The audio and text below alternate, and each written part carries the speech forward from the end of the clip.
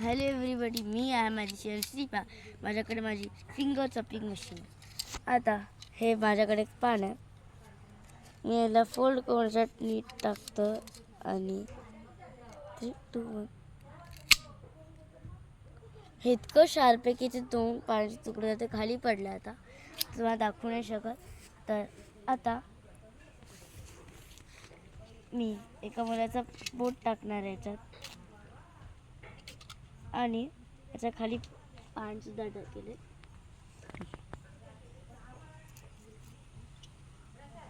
जे करून तुम्ही पाहू शकता इतकं शार्प ब्लेड आहे. पान आणि त्याचा बोट एकसोबत कापले. तो तुझा बोट आवडतो हो. आता त्याला शेवटचं बघून घे. टाक.